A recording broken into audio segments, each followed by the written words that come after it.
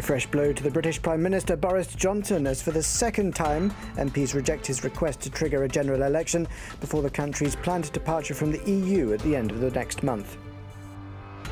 Peace talks with the Taliban to end the 18-year war in Afghanistan are now dead. US President Donald Trump makes the announcement after almost a year of negotiations. And more bodies now being found in the northern Bahamas as rescue workers tackle the vast piles of debris left behind by Hurricane Dorian more than a week ago. Welcome to the France 24 newsroom in Paris. I'm Alexandra Orcott. British MPs have inflicted fresh blows against Prime Minister Boris Johnson during the final day before Parliament is suspended for 5 weeks until October the 14th. Firstly, MPs voted in favour of motions demanding the government publish all private correspondence relating to Brexit preparations, as well as the decision to extend the suspension of Parliament amid accusations it's being used to circumvent democracy. And a few minutes later, MPs rejected Boris Johnson's call for an election before the October the 31st deadline. A snap election would need the backing of 2/3 of the 650 MPs. Here's how the vote came out. The ayes to the right, 293. The noes to the left, 46. So the ayes have it. The ayes have it. However, I say by way of explanation, for those who observe our proceedings, and the nods suggest they're well ahead of me, which I would expect, the majority does not satisfy the requirements of the Fixed-Term Parliaments Act for the purpose of engendering the election that some seek. Well, despite the setbacks, Prime Minister Boris Johnson says he'll still refuse to demand for further Brexit delay when he heads to Brussels next month. Here's how he reacted to Parliament rejecting a fresh election. Most egregiously of all, not only have they refused to choose the way ahead, they have now twice denied the British people their say in an election.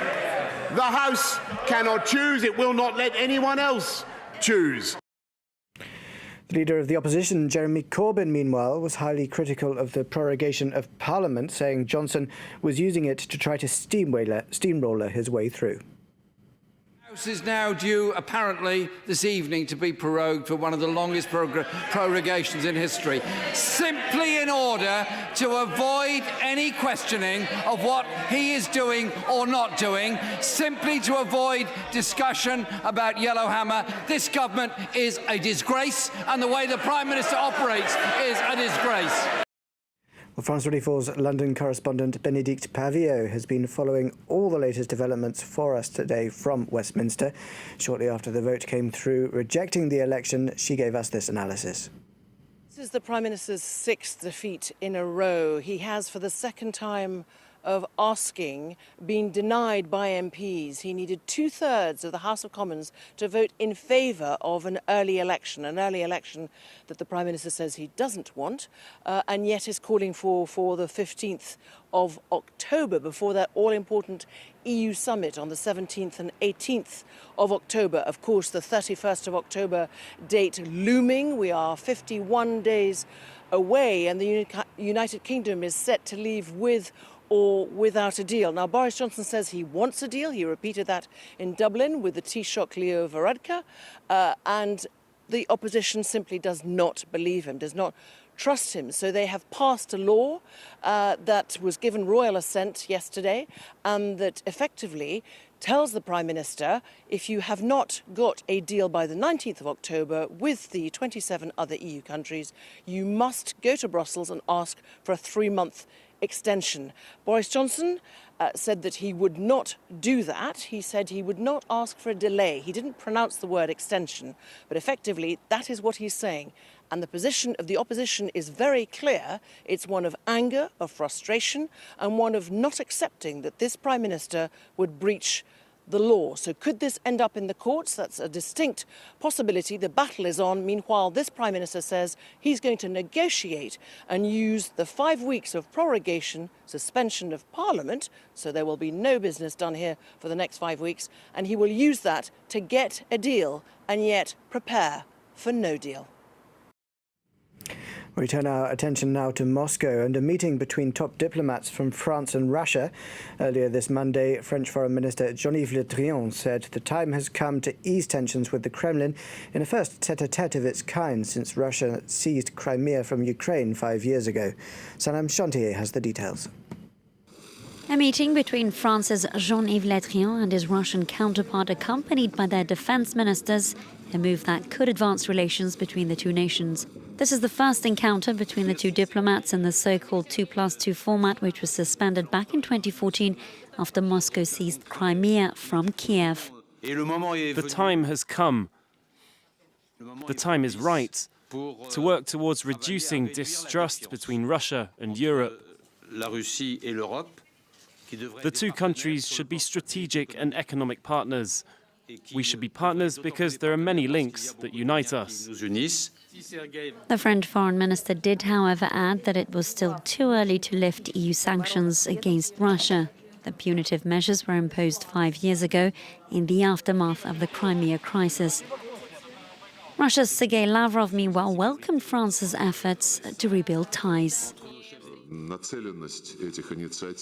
These initiatives are aimed at enhancing Russian-French cooperation on the global arena in the context of our efforts on jointly settling all modern issues. And they are fully in line with Putin's position and Moscow's interests. The push for a détente with Russia comes days after Kiev and Moscow exchanged a total of 70 prisoners. The move was hailed as a breakthrough by both sides as well as the international community. Now, Monday's meeting is part of French President Emmanuel Macron's bid to bring Russia in from the cold. Last month, he hosted his counterpart for talks in southern France. The two men have since been discussing an array of issues, including Russia's support for separatists in eastern Ukraine, the country's alleged meddling in elections of other nations, in addition to global frictions over Iran. Now, for more analysis of French strategy with Russia, we earlier spoke to Keir Giles, a senior consulting fellow on the Russia and Eurasia programme at Chatham House. France is stepping out of line with all those that think Russia should actually bear the consequences for its appalling actions. And it is also going against all the advice of those who look at the history of relations with Russia and say, this is a terrible mistake. It has never worked before. Why do you think it is going to work now? And of course, France is repeating its own track record of imposing ceasefires and agreements that are drafted in Moscow on the victims of Russian aggression. Whether it's in Georgia or Ukraine, there's a pattern here which repeats over and over again.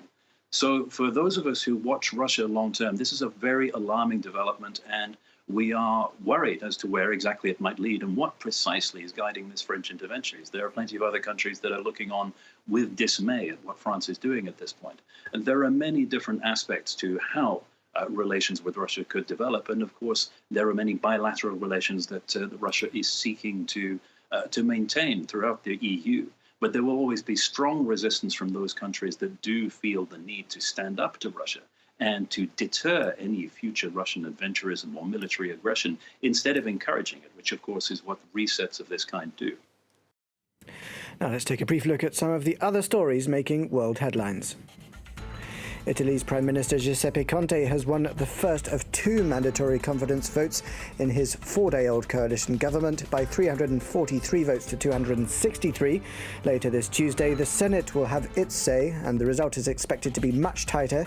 If Conte were to lose, he would have to resign, triggering a general election. Some 13,000 passengers remain stranded overseas, mainly in Algeria, after the French airline Aigle Azur filed for bankruptcy last week. 14 airlines have expressed interest in buying the struggling airline, but as of yet there have been no reimbursements or repatriations organised. And the US Coast Guard has rescued the last of 4 crew members from a capsized cargo ship 36 hours after it overturned by drilling through its steel hull. The South Korean-owned Golden Ray flipped onto its side off the US state of Georgia and caught fire as it left the dock with more than 4,000 vehicles inside. Now, Donald Trump has announced that peace talks with the Taliban aimed at ending the 18-year-old war in Afghanistan are now dead. This after the US president called off a secret meeting with the extremist group and separately the Afghan government due to take place at Camp David during the weekend. Luke Schrago has more. 18 years of conflict and a year of negotiation that ended in failure. For Donald Trump, the blame lies with the Taliban, following the death of a US soldier in an attack on Kabul last Thursday. When I heard, very simply, that they killed one of our soldiers and 12 other innocent people, I said, there's no way I'm meeting on that basis. There's no way I'm meeting. The US president's Afghan counterpart, Ashraf Ghani, was left reeling, despite not being invited to take part in the discussions. However, he still hopes for further dialogue in which he can take part. Ghani's indicated he's ready to meet Taliban negotiators under certain conditions. The Afghan nation has already said that there are no limitations for the negotiations, but peace is not unconditional. Now, negotiations without a ceasefire are impossible. The Camp David meeting with the Taliban would have been as historic as it would have been controversial, coming just 2 days before the anniversary of the September 11th attacks in 2001, the attacks which triggered the US invasion of Afghanistan and nearly 2 decades of uninterrupted conflict. Well, we now go to the Bahamas, where US emergency workers have started finding more bodies as they clear up the wreckage left behind by Hurricane Dorian. More than a week after the Category 5 storm devastated the Northern Islands, the huge piles of debris are making the recovery and identification of victims slow. The death toll, currently at 44, is expected to rise significantly in the coming days. Sanam Shantier has the latest. The search for bodies and survivors in the hurricane-ravaged Bahamas continues. This after one of the most powerful Caribbean storms on record, which has left dozens dead, and the numbers are climbing. Here in parts of Abaco, flattened houses as far as the eye can see. Over the past days, relief agencies have been pressing ahead with delivering food and supplies over piles of debris, and every little helps. Tens of volunteers have been mobilizing across the island to survey the damage and help the victims. On Sunday, this group of friends cleared up a power pole strewn across the road. The mission all week from Wednesday has been to get as far, out here as far east as possible to make sure there weren't survivors that, maybe Coast Guard had missed or had just been left behind, and also to get an assessment of the area so that from an aid perspective, we're able to get as much aid to the people that need it in the correct places. Meanwhile, over in Geneva, the 42nd session of the UN Human Rights Council opened with a minute of silence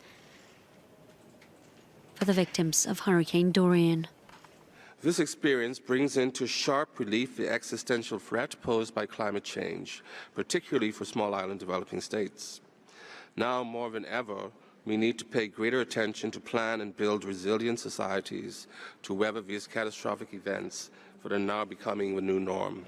Local residents, for their part, have been expressing frustration and anger at officials. They say relief efforts need to be accelerated, given that in certain areas there is limited food, water and power. Those are all our top stories this hour. Stay tuned for more updates coming up on France 24.